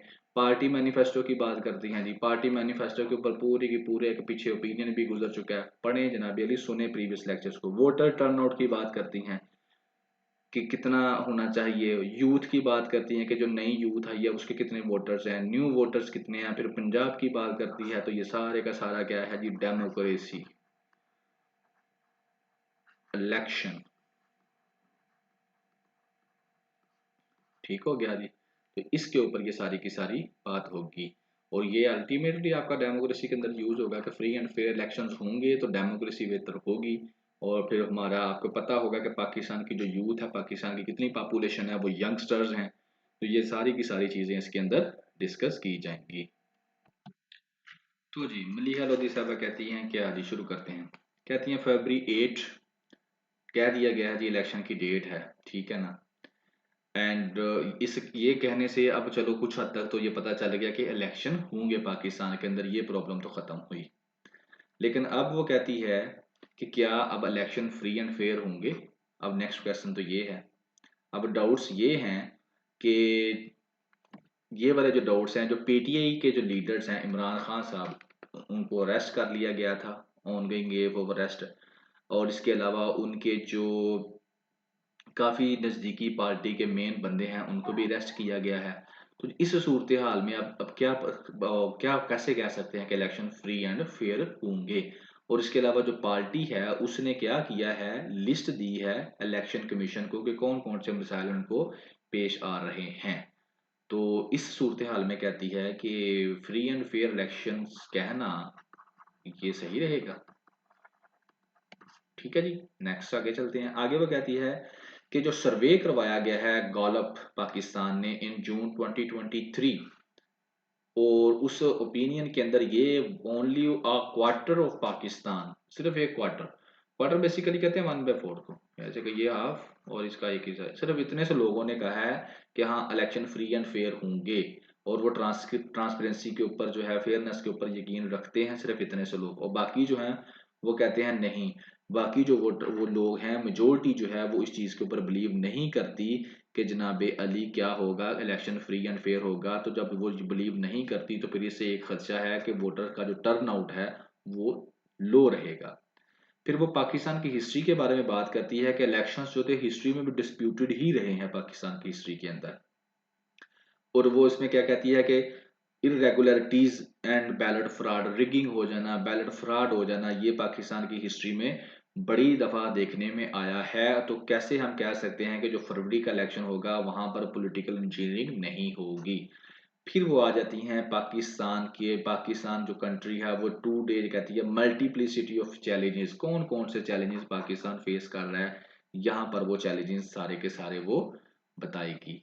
वो चैलेंजेस क्या हैं जी, मैं यहाँ पर लिख देता हूँ आपके लिए, वरना मैंने जो आपका चैनल है इसके अंदर मैंने इसको पिक्चर को शेयर किया हुआ है, वहां से आप जूम करके भी इसको देख सकते हैं। लिखने से फिर ना टाइम वेस्ट होगा और लेक्चर फिर लंबा चला जाता है, तो दैट्स वाई मैं कहता हूँ कि जल्द अज जल्द दो एक्सप्लेन कर दूँ।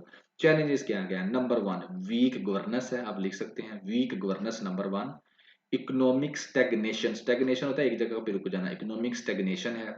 माउंटिंग इन्फ्लेशन, माउंट निकला है लफ्ज माउंटेन से, तो माउंटिंग इन्फ्लेशन, महंगाई का बहुत ज्यादा बढ़ जाना। Rising threat to internal security, rising threat to internal security चौथा चैलेंज है। एजुकेशन डेफिसिट है।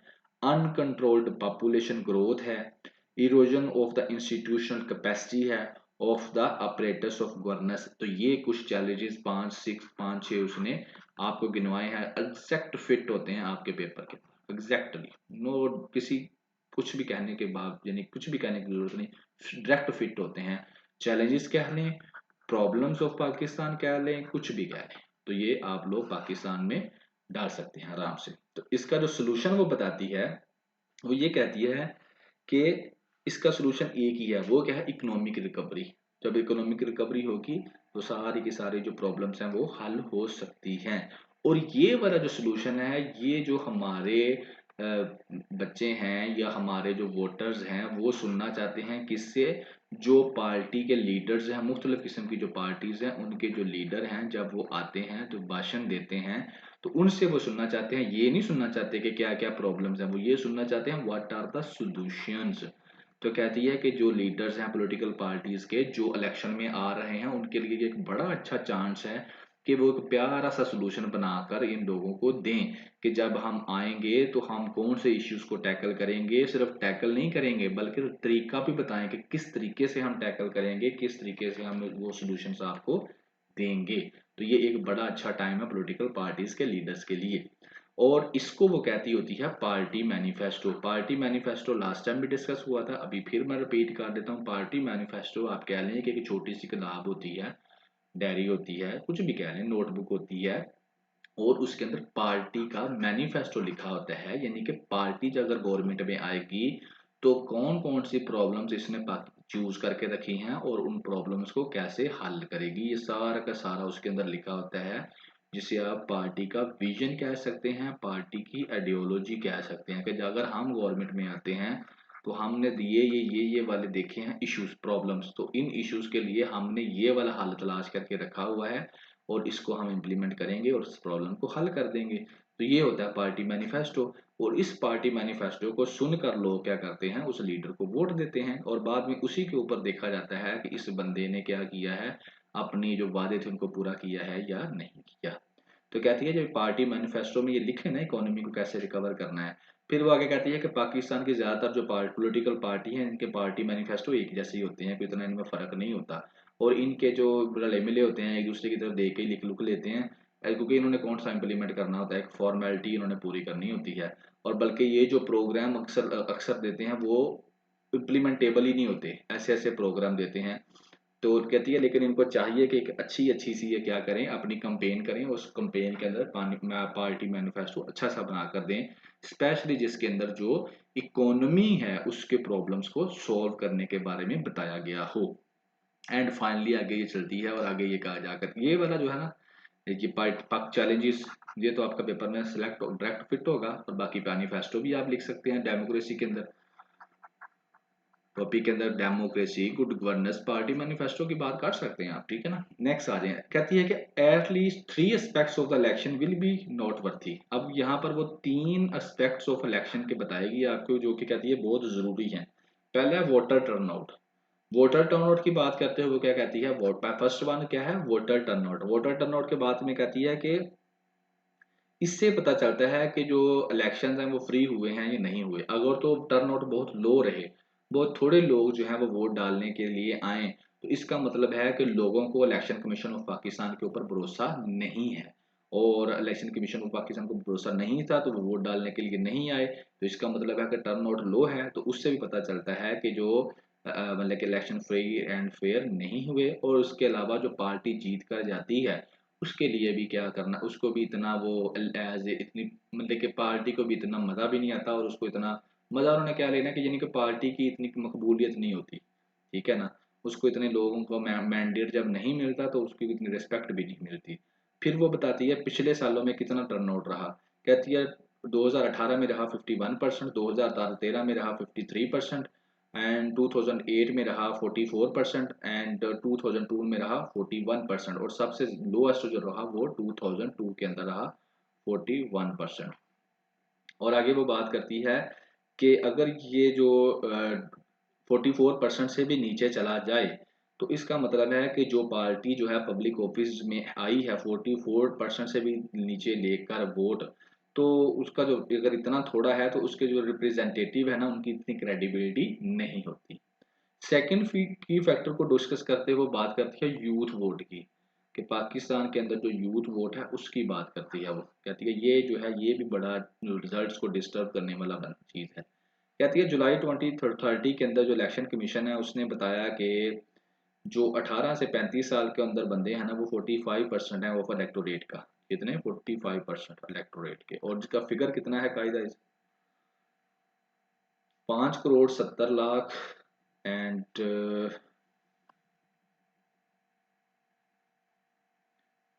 5 करोड़ 70 लाख 95,197, ये है जी कितना, 5 करोड़ 70 लाख आप कर लें, ठीक है। 5 करोड़ 70 लाख बंदा जो है वो क्या है, वो है जनाबी अली जो बिल्कुल यंग है, यंग वोटर्स हैं आपके।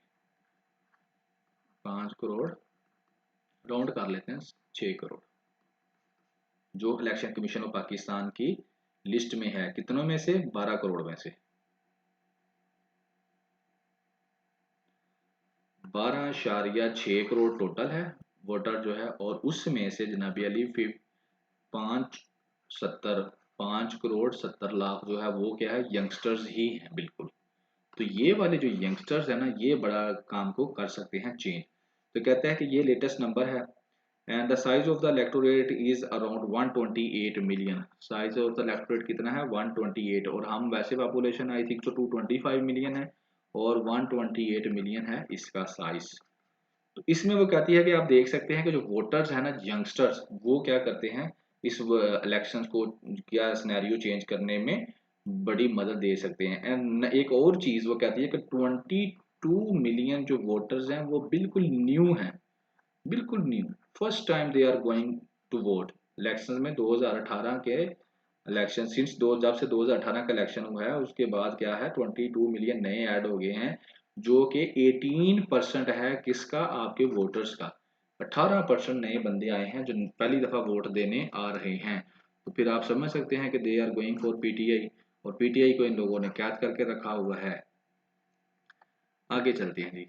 आगे वो बात करती है, और फिर वो आगे बात करती है पंजाब की। पंजाब में वो कहती है कि बैटलफील्ड बन चुका है, पंजाब हमेशा से अहम किरदार अदा करता है, जिसके पास पंजाब होता है वही ज़्यादातर गवर्नमेंट बना लेता है। पाकिस्तान मुस्लिम लीग नवाज की बात करती है, पीटीआई की बात करती है, पाकिस्तान पीपल पार्टी कहती है, इन दोनों तीनों के दरमियान यहाँ पर मुकाबला होगा, और इस्तेकाम पार्टी भी पाकिस्तान इसमें आ रही है। तो ये कहती है कि क्या है कि अब देखें, सीट एडजस्टमेंट होती हैं, डील्स होती हैं, क्या होती हैं, जो भी होता है पंजाब हमेशा से अहम किरदार अदा करता रहा है। और फिर वो कहती हैं कि पिछले इलेक्शंस में जो 100 नेशनल असम्बली की सीट्स थी 2018 में, वो थोड़े से मार्जिन के साथ जीती गई थी। और फिर आगे वो बताती है कि इसी तरीके से 26 जो सीट थी वो सिर्फ 2000 वोटर्स के मार्जिन के साथ जीती गई। और जो अपना, जी हाँ, 26 सीट जो थी वो 2000 वोटर्स के साथ, और 87 जो सीट थी वो 1000 वोटर की मार्जिन के साथ जीती गई। और इसी तरह से कहती है 51 कंस्टिट्यूंसीज ऐसी थी जहां पर कैंडिडेट्स ने 6000 वोटर के मार्जिन के साथ जीता। तो ये वो बातें असल में ये कहना चाह रही है कि ये मार्जिन से आपको नजर आ रहा होगा कि 2000 वोटर्स के मार्जिन के साथ 26 सीटें जीती, 1000 वोटर्स के मार्जिन के साथ 87 जीती, और फिर 6000 जो वोटर्स हैं उनके मार्जिन के साथ 51 जो कंस्टिट्यूएंसीज हैं उनकी सीट जीती। तो इस चीज को सामने रखते हुए वो ये कहना चाहती है कि जनाबी अली, ये जो मार्जिन है ये बड़ा थोड़ा थोड़ा है। तो और ये जो यंग वोटर्स आ रहे हैं ना फील्ड के अंदर नए नए, तो ये क्या कर सकते हैं, दे कैन चेंज चेंज कर सकते हैं पार्टीज की फ्यूचर को। ठीक है ना, they can work as a fracture breakers, they can break the election, ये जो नए यंगस्टर्स आ रहे हैं। तो आगे फिर वो बस यही कहती है, यही चीजें जो डिस्कस करती करती करती, तो फाइनली वो यही कहती है कि होपफुली दैट जो इलेक्शन है वो फ्री एंड फेयर हो। और अगर ये इलेक्शन फ्री एंड फेयर नहीं होता तो इसका मतलब है जो पाकिस्तान है, जो कंट्री है, वो ना तो इकोनॉमिकली स्टेबल होगा और ना पॉलिटिकली स्टेबल होगा। पॉलिटिकली भी इनस्टेबल रहेगा और इकोनॉमिकली भी इनस्टेबल रहेगा अगर ये इलेक्शन फ्री एंड फेयर नहीं होता। तो फ्री एंड फेयर होना जरूरी है। पेपर पर्सपेक्टिव में बात करूं, ये वाले जो challenges of Pakistan direct paper में फिट होते हैं। बाकी आपको पता चला पाकिस्तान में, पाकिस्तान की जो आबादी है वो यूथ पे, यूथ यानी कि ज्यादातर जवान है इसके अंदर। वोटर्स की आपको पता चला कि कितने वोटर्स हैं, लाइक 12.5 करोड़ तकरीबन, मैंने इतना फिगर आपको बताया, ठीक है ना। उसमें यंगस्टर्स कितने थे, 5.7 करोड़ के करीब तकरीबन। 20 मिलियन नए ऐड हुए हैं, ये आपको पता चला।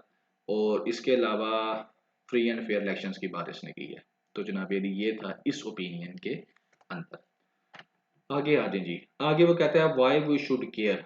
इसके अंदर वो बात करेगा गजा की। इसमें असल में मैं आपको कॉन्टेक्स्ट बता दूं पहले कि बात क्या करने चाह रहा है। बात वो ये कहता है कि अगर हम लोगों को, गजा के लोग जो मुसलमान हैं, उनके दुख और दर्द को सुन के तकलीफ होती है, तो जो हमारे बिल्कुल हमसाया हैं जैसे कश्मीर है, उनको भी सुन के हमें तकलीफ होती है जब उनके साथ ज्यादती होती है। जब इन दोनों के साथ हमें सुनते हैं तो हमें तकलीफ होती है। तो अभी जो अफगानी हैं जब उनको धक्के मार कर बाहर निकाला जा रहा है मुल्क से और उन लोगों को परेशानियों का सामना है, तो अब क्यों नहीं होती? अब क्या हमें अब भी तो होनी चाहिए। अगर उन गज़ा वालों के लिए हम रखते हैं दुःख, दर्द दिल रखते हैं, कश्मीर वालियों के लिए दर्द दिल रखते हैं, तो ये जो हमारे अफ़गानी भाई हैं, ये भी तो मुसलमान हैं। क्या इनके लिए दर्द दिल नहीं हम रख सकते? इनके लिए हमें क्यों हमारे दिल सख्त हो गए हैं? क्यों हम इनके बारे में नहीं सोचते? तो ये इसका बेसिक है, मकसद कॉन्टेक्स्ट है। लेकिन फिर आगे कुछ बातें ऐसी होंगी जिसमें वो बताएगा कि गज़ा वालों के लिए हमारे दिल में क्या है? क्यों हम उनके लिए दर्द दिल रखते हैं? क्यों उन पे ज़ुल्म होता है तो हम पाकिस्तानी बोलते हैं? कश्मीरियों का भी बताएगा। फिर अफ़गानियों के बारे में भी थोड़ा-सा वो बताएगा कि आखिर इनके ऊपर जब इनको हम खुद ही क्यों भेज रहे हैं, तो क्या मसला है? इनके लिए हमारे दिल में क्यों बात नहीं आती? Why we should care? इनकी हमें क्यों केयर करनी चाहिए? तो इसके ऊपर ये टॉपिक है। अब इसको यूज़ करने में क्या है जी, यूज़ करने में बेसिकली ये है कि आपको गज़ा के बारे में बात करेगा, कश्मीर के बारे में, अफ़गानी रिफ्यूजी की बात करेगा, पाकिस्तान की अप्रोच जो है इन तीनों के बारे में बात डिस्कस करेगा। एक्टिविटीज़ की क्या अप्रोच है, जैसे नेशनल और इंटरनेशनल ऑर्गनाइज़ेशंस है वो की पाकिस्तान राइटर्स जो हैं उनकी क्या अप्रोच थी इनके बारे में। तो ये एक एक क्या है क्रक्स है सबका ना। तो इसको अब टॉपिक्स जो हैं वही हैं, कश्मीर है, फ़लस्तीन है, अफ़गानिस्तान है, यही सीएसएस में है। और अभी जो है ज़ाहिर है डिपोर्टेशन हो रही है, तो जब नेक्स्ट पेपर आएगा तो उसमें करंट अफेयर के अंदर वो पूछेगा, ज़रूर आपसे पूछेगा, फ़लस्तीन का ज़रूर पूछेगा, उसके बगैर पेपर बन ही नहीं सकता। इलेक्शंस पाकिस्तान में हो रहा है, उसके बारे में ज़रूर पूछेगा। अब डिमेंशन वो कौन सी सिलेक्ट करता है, उसके बारे में मैं कुछ नहीं कह सकता, वो किसी भी डिमेंशन में आपसे पूछ सकता है। व्हाई वी शुड केयर, शुरू करते हैं जी। कहता क्या है? कहता है पाकिस्तान जो है ना, उसकी जो ऑफिशियल पोजीशन है फ़लस्तीन के ऊपर वो ये है कि पाकिस्तान ने हमेशा से ये कहा है सिंस 1947 कि फ़लस्तीन के हक में बात की है और ये कहा है कि इसराइल जो है वो क्या कर रहा है, इसराइल के खिलाफ बात की है। कहता है कि हाँ, कभी-कभी इसराइल के बारे में कुछ नरम अल्फाज मिल जाते हैं, लेकिन इसके बावजूद हमेशा जो हमारा being a Pakistani, being a Muslim, एक ही हमारा क्या रहा है, बयानिया रहा है कि फ़लस्तीन के लोगों को हकूक़ मिलने चाहिए।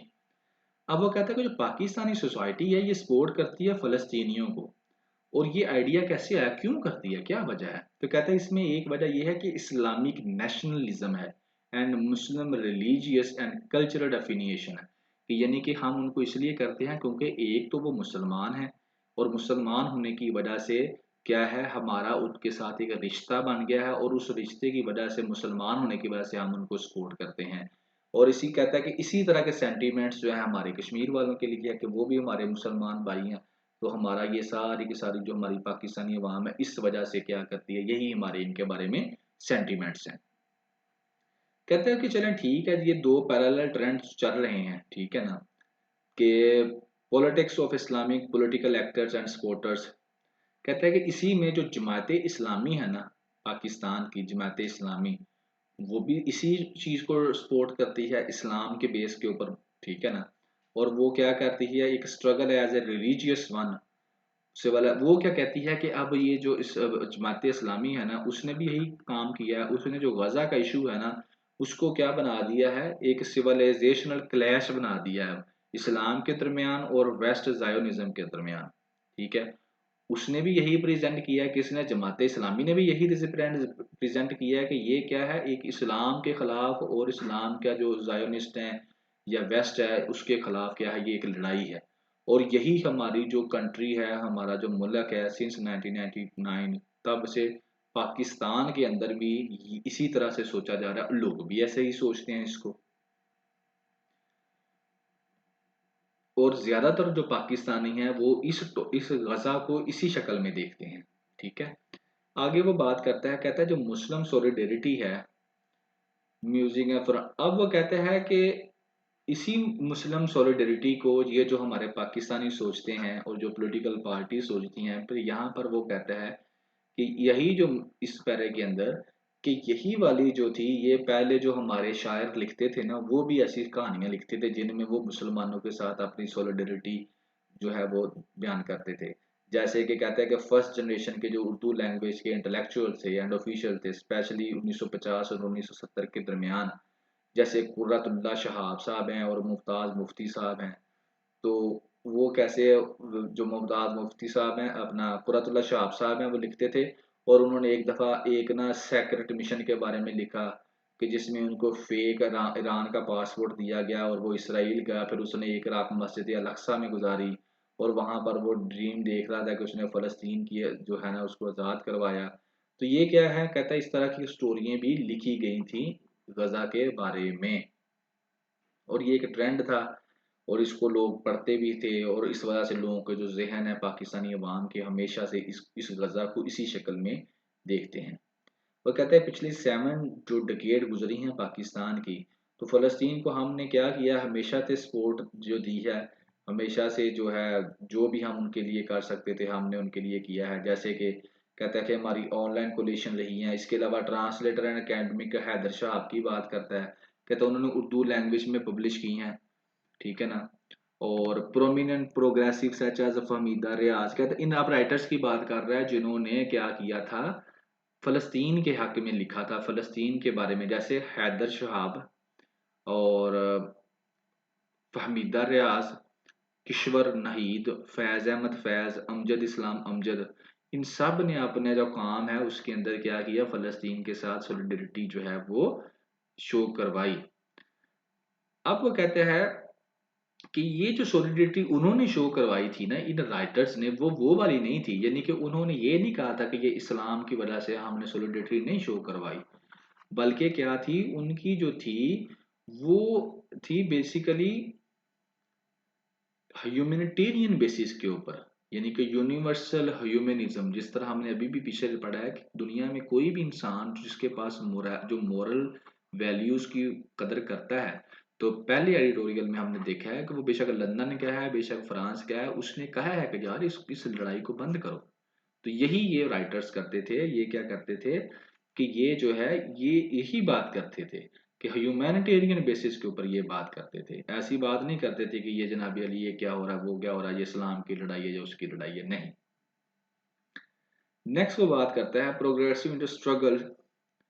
पाकिस्तान के अंदर अभी भी यानी कि दो चीजें हैं। नंबर वन, पाकिस्तानी पाकिस्तानी हम उसको देखते हैं इस्लाम की नजर से। दूसरे नंबर पे आ जाती है जनाबी अली आपकी, यहाँ पे मैंने मेंशन किया हुआ है, दूसरे नंबर पर आ जाती हैं आपकी जो एक्टिविटिस्ट हैं, जो सिविल सोसाइटी की ऑर्गेनाइजेशंस हैं, जो आपके इंटेलेक्चुअल्स हैं, वो इस्लामिक पर्सपेक्टिव को रिजेक्ट करते हैं, वो इसकी बात नहीं करते। वो बात करते हैं यूनिवर्सल लैंड्स की, और यूनिवर्सल लैंड्स के बारे में वो कहते हैं कि इस ह्यूमैनिटी इस्लामी ह्यूमन बेस के ऊपर वो कहते हैं कि जनाब अली इस लड़ाई को खत्म किया जाए। आगे वो कहता है as Pakistan car their shorter concern for the Palestinian through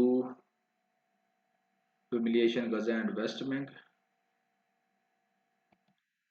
वो कहता है कि एज ए पाकिस्तानी हम लोग क्या कर रहे हैं, हम गजा के भी सपोर्ट करते हैं, गजा को भी सपोर्ट कर रहे हैं, ठीक है, गजा के मुसलमानों की भी सपोर्ट कर रहे हैं, हम लोग कश्मीर के मुसलमानों की सपोर्ट भी कर रहे हैं, लेकिन गजा और वेस्ट बैंक दोनों की यानी कि हम सपोर्ट करते हैं, लेकिन जब अफगानिस्तानियों को वापस करने की बारी आती है, जो लोग हमारे बिल्कुल नज़दीक हैं, अफगानियों की बारी आती है, तो उस वक्त हम लोगों की सोच क्यों थोड़ी सी चेंज हो जाती है, ठीक है ना। हालांकि वो जहाँ कहता है कि हमें पता है कि बहुत सारी प्रॉब्लम जो हैं उनको फेस करनी पड़ेंगी, जैसे कि बहुत से लोग जो हैं वो पाकिस्तान के अंदर पैदा हुए हैं, born in Pakistan, Pakistan citizenship by law वो पाकिस्तानी सिटीजन हैं, लेकिन इसके और उन्होंने यहाँ पर कईयों ने तो सारी सारी जिंदगी लगाकर यहाँ पर अपने घर बनाए हैं, और अब क्या है आप लोग उनको जबरदस्ती जो है इस मुल्क से निकाल रहे हैं। तो क्या ये लीगली राइट है? बिल्कुल गलत है। लेकिन क्या है कि बस एक एथनिसिटी बेस का पख्तून बेस पर आप लोग उनको क्या कर रहे हैं, कह रहे हैं कि नहीं जी जाएं आप, कई कई डिकेड से यहाँ पर रह रहे हैं, यहाँ पर ना ये बड़ी अगला भी एक ओपिनियन आएगा वो आपने जरूर सुनना है कि पाकिस्तान का जो एक्ट है उसके तहत इन लोगों का क्या स्टेटस है, ये क्वेश्चन आपसे पूछा जा सकता है, ठीक है ना। तो कहते हैं इनके बारे में आप क्या कर देते हैं, कहता है all of thing is being done on the pretext of national security. कहता है सिर्फ ये सारे के सारा नेशनल सिक्योरिटी के सर के ऊपर किया जा रहा है। हालांकि कहता है एविडेंस इस चीज के भी मिले हैं कि जो यहाँ पर लोग रह रहे हैं कई नस्लों से, उन्होंने सिक्योरिटी के ऊपर कोई प्रॉब्लम पैदा नहीं की पाकिस्तान की सिक्योरिटी के लिए। द रियल रीजन, कहता है जो असल वजह है वो क्या है, वो ये है कि obtain करना, to obtain geo strategical leverage on a neighbouring country.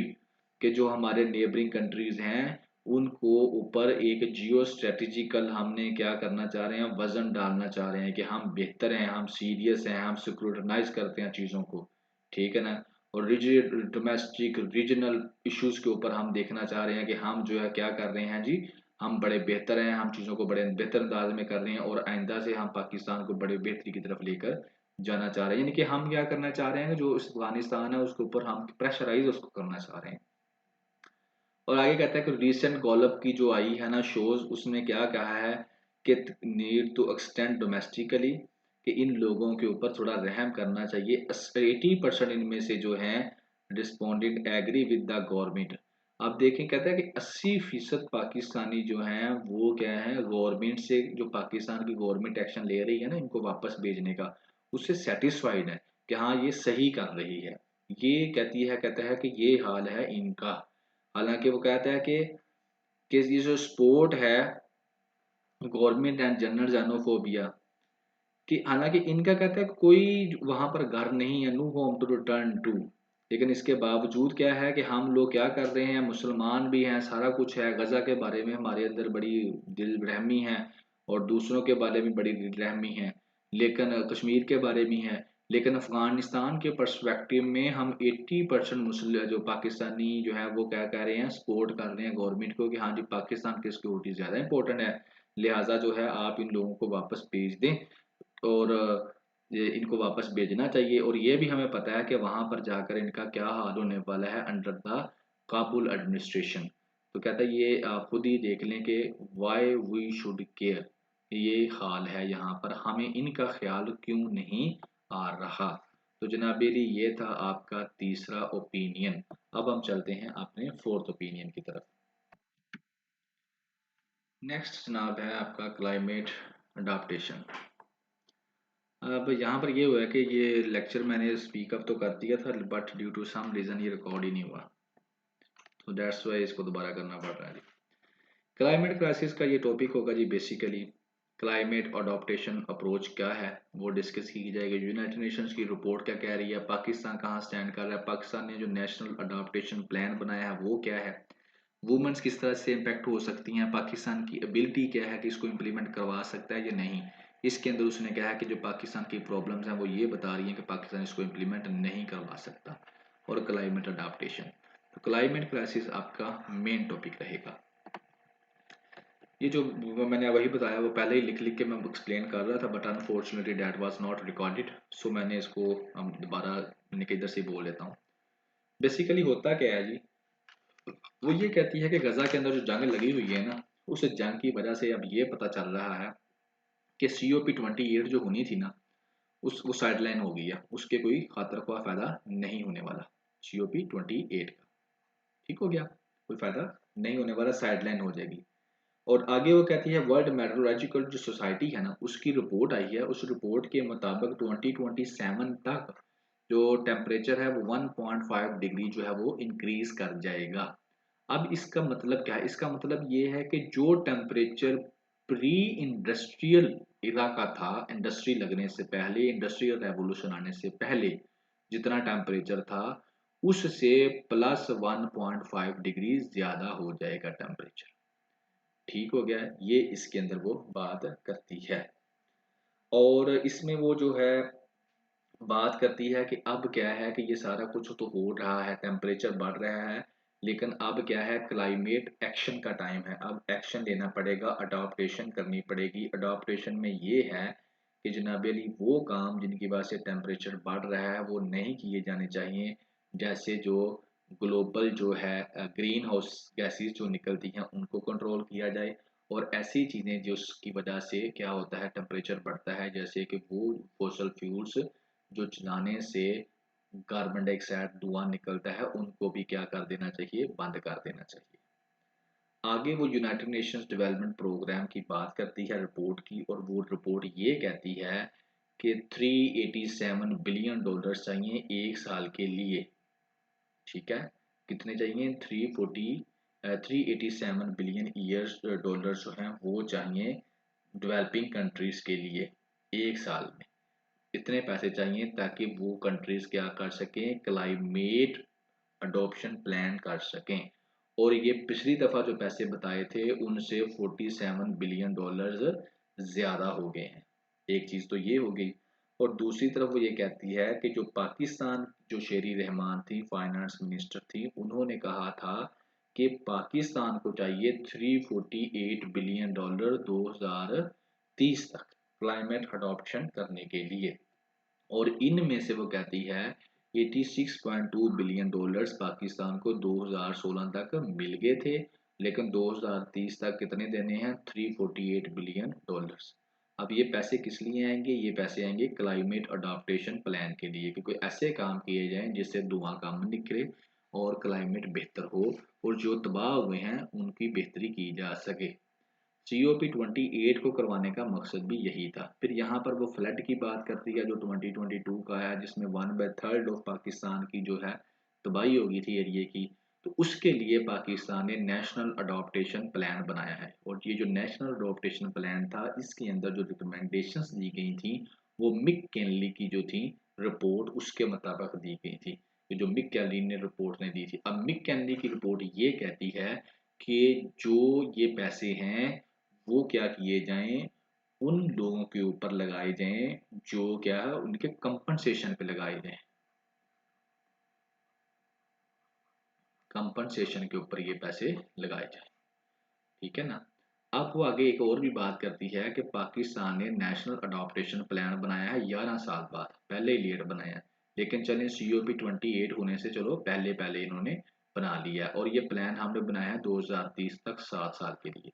और इस प्लान के अंदर हमने भी यही कहा है कि जो सजेशन यही दी है कि पैसा दिया जाए और उसको कंपनसेशन के लिए यूज किया जाए, क्योंकि हमें डर होता है कि अगर हम अपनी तरफ से देंगे तो वो हो सकता है हमारी बात ना माने। तो मिक कैनरी रिपोर्ट ने भी यही कहा कि क्या किया जाए, जनाबी अली कंपनसेशन में पैसा इस्तेमाल किया जाए, और हमने भी यही कहा। तो अब पैसा तो आएगा ठीक है, लेकिन अब आगे जो क्रिटिसिज्म शुरू हो चुका है वो ये है कि पाकिस्तान की जब पिक्चर को देखा जाता है ना, पाकिस्तान की प्रेजेंट सूरत हाल को, तो पाकिस्तान की एजुकेशन, हेल्थ, जस्टिस प्रॉब्लम्स, ये सारी की सारी हम जब देखते हैं ना, तो हम समझते हैं कि पाकिस्तान इन सब को तो हल नहीं कर पाया। तो फिर हम क्वेश्चन ये उठता है कि जो पाकिस्तान की एडमिनिस्ट्रेशन है, क्या उसकी ये कैपेसिटी है कि वो नेशनल अडॉप्टेशन प्लान के ज़रिए पैसे जो हैं कंपनसेशन जो है, इन पैसों को कंपनसेट करवाए, उन लोगों की बेहतरी के लिए इस्तेमाल करे जिनको क्लाइमेट की वजह से, फ्लड की वजह से तबाही का सामना करना पड़ा है। तो फिर ये वाली पिक्चर तो ये कहती है कि इनके पास इतनी एबिलिटी नहीं है। So that is the criticism, और यही एक हर्डल है अब पाकिस्तान के नेशनल अडॉप्टेशन प्लान के अंदर। तो जनाब ये था इस ओपिनियन के अंदर। अफगान रेफ्यूजीज हमारा जो है अगला है। इसके अंदर आपको पता चलेगा अफगान रेफ्यूजीज का सिटीजन एक्ट क्या कहता है, पाकिस्तान का जो बच्चे यहाँ पर पैदा हुए हैं वो पाकिस्तानी हैं या नहीं। इंटरनेशनल लॉ क्या कहता है, cases of corruption and mismanagement जो इसके अंदर नजर आए हैं जब अफगानियों को वापस भेज रहे थे, उनके बारे में बात होगी। कराची का कहता है, सिंधी का कहते हैं इनको जाना चाहिए नहीं जाना चाहिए, उसकी मुख्तलिफ बुक्स हैं उनके बारे में। और Afghan repatriation and progress, Sindh के ऊपर किस तरह से उसकी प्रोग्रेस होगी, डेवलप यानी कि सिंध की प्रोग्रेस पे किस तरह से ये इम्पैक्ट कर सकते हैं। ये पहले मैंने बोल दिया था सारा, but due to some reason record नहीं हुआ तो दोबारा बोलना पड़ रहा है जी। सीधी सी बात करता है, कहता है अंडर पाकिस्तान का जो सिटीजन एक्ट है ना, उसके तहत ये है कि कोई भी बच्चा जो पाकिस्तान में पैदा होता है वो पाकिस्तानी है। तो अगर इस चीज़ को देखा जाए तो कई अफगानी ऐसे हैं जो पाकिस्तान में वो बच्चे पैदा हुए हैं, क्योंकि उनकी नस्लें 4-5 डिकेड से यहाँ पर रह रही हैं। जो हिजरत 1979 में करके आए थे, तो कई सालों से 40-40 साल से यहाँ पर रह रहे हैं। तो इसका मतलब है वो बच्चे पाकिस्तानी, आप उनको वापस नहीं भेज सकते। सेकेंडली इंटरनेशनल लॉ भी यही कहता है कि जनाब अली जो बच्चे जहाँ पैदा होते हैं वो वहाँ के सिटीजन होते हैं, और जिनके पास रिफ्यूजीज कार्ड होते हैं अगर आपने उनको भी वापस भेजना तो उसका भी एक प्रॉपर तरीका कार है। लेकिन कहता है कि ये सिटीजन एक्ट कहता है और ये इंटरनेशनल लॉ कहता है, लेकिन ये माने ना माने ये इनकी मर्जी है। फिर कहता है डिस्टर्बिंग न्यूज़ ये आ रही है। पहली न्यूज़ तो ये आई कि कुछ बच्चे जो थे उनको क्या कर दिया गया, अफगानिस्तान भेज दिया गया, लेकिन उनके वालिदैन इधर ही हैं पाकिस्तान में। एक तो ये बड़ी परेशानी वाली खबर सुनने को मिली। दूसरी, कुछ औरतें हैं साथ उनके बच्चे हैं, उनको ज़बरदस्ती बस में बिठाकर अफगानिस्तान भेज दिया गया, उनके बंदे उनके साथ है ही नहीं। फिर तीसरी खबर आई करप्शन की कि 22,000 के करीब पैसे लिए जा रहे हैं फी महीने के 20,000 के करीब एक बंदे से 1 महीने का पैसे लिए जा रहे हैं कि अगर हमने 1 महीना पाकिस्तान रहना तो 20,000 रुपया दो, तो हम इधर रहने देते हैं। और इसके अलावा जो सेंटर बनाए गए हैं जहाँ पर इन बच्चों को, औरतों को, मर्दों को रखा गया है, तो वहाँ पर क्या हो रहा है, उनके ना तो उनकी फैमिली से मिलने दिया जा रहा है और ना ही उनको कोई उनका वकील करने दिया जा रहा है। यहाँ पर ये भी केसेस आए हैं कि पुलिस और रेंजर्स उनके ऊपर तशद्दुद भी कर रही है जहाँ पर कोई ज़्यादा बात करता है। फिर कहता है कि जो मेजोरिटी ऑफ डिपोर्ट किए गए हैं वो पाकिस्तानी हैं। तो कहता है ये वो ना तो कभी अफगानिस्तान गए हैं, ना उनकी वहाँ पर कोई फैमिलीज़ हैं, और वो बड़े डिस्टर्ब होंगे, और सबसे ज़्यादा तो वुमेन डिस्टर्ब होंगी जो वहाँ पर जाकर ना तो कोई काम कर सकेंगी, ना कोई पढ़ाई कर सकेंगी। और फिर कहता है जो म्यूजिशियन हैं, सिंगर हैं, म्यूजिशियन बड़े डिस्टर्ब होंगे, सिंगर बड़े डिस्टर्ब होंगे वहाँ पर जाके, और आर्टिस्ट, ये तीनों तो डरे पड़े हैं कि हम वहाँ पर जाकर ज़िंदगी कैसे गुजारेंगे, वहाँ पर अगर हम ये चीज़ें चलाएंगे तो तालिबान हमारे ऊपर क्या करेंगे, हमें सज़ा देंगे। और दूसरी तरफ फिर वो कराची वालों की बात करता है। कराची वाले कहते हैं कि उन्होंने कंप्लेन की है इन अफ़गानियों के बारे में कि ये जो अफ़गानी हैं इनकी वजह से कराची का माहौल बड़ा ख़राब हो गया था।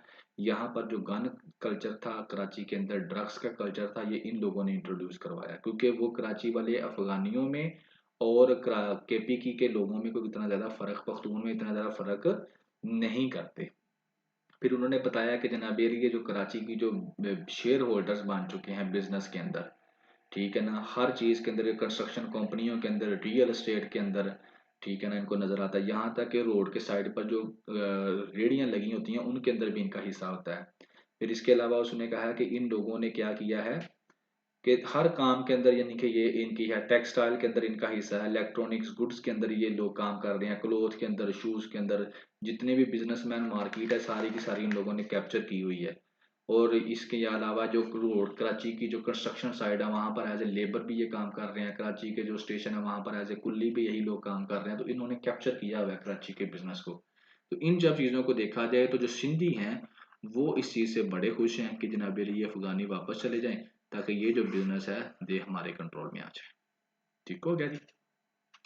आगे वो कहता है कि ये चीज़ तो हो गई, लेकिन फिर वो कहता है 1947 की, अगर यहाँ पर बुक्स का नाम लेता है जिससे वो कहता है कि आपको समझ आ जाएगी सिंध के केस की।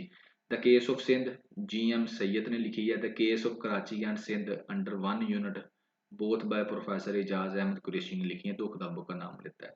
फिर मैं बात करता है 1947 की माइग्रेशन की। कहता है जब ये माइग्रेशन हुई थी ना, तो जहाँ से जो माइग्रेंट्स आए थे उन्होंने पाकिस्तान की प्रोग्रेस के लिए कोई काम तो किया था, लेकिन इन अफगानियों ने पाकिस्तान की प्रोग्रेस के लिए कोई काम नहीं किया। एंड देन वो आगे फिर दोबारा से वही चीज़ें रिपीट करता है कि वुमेन वहाँ पर जाकर बहुत ज़्यादा डिस्टर्ब होंगी, ड्यू टू एजुकेशन नहीं मिल सकेगी, और वो कोई काम भी नहीं कर सकेंगी क्योंकि वहाँ पर तालिबान उनको इजाज़त नहीं देंगे। फिर इसी तरीके से जो इंटरटेनर्स हैं, आर्टिस्ट हैं, म्यूजिशियन हैं, उनके लिए भी वो क्या कह रहा है कि उनके लिए भी बहुत ज़्यादा परेशानी का सामना करना पड़ेगा। तो वो फाइनली वो ये कहता है कि जो भी पॉलिसी मेकर्स हैं उनसे रिक्वेस्ट करता है कि जो रिपेट्रिएशन का प्रोसेस है इसको थोड़ा सा स्लो डाउन करें, इसमें थोड़ी सी नरमी करें, ताकि जो लोग हैं उनको आप क्या कर सकें, उनको आप थोड़ा सा सपोर्ट कर सकें, ताकि वो इज्जत के साथ यहाँ से जा सकें, ना कि ज़बरदस्ती आप उनको यहाँ से बेचें। तो सर ये था जनाबी अली, दोबारा से मुझे रिकॉर्ड करना पड़ा है। तो ये था टुडे लेक्चर, और ये आपने सब्सक्राइब ज़रूर करना है और ये बेल वाला आइकन ज़रूर दबाना है ताकि नेक्स्ट नोटिफिकेशन आपको मिल सके। शेयर करना है, कमेंट करना है, and thank you very much.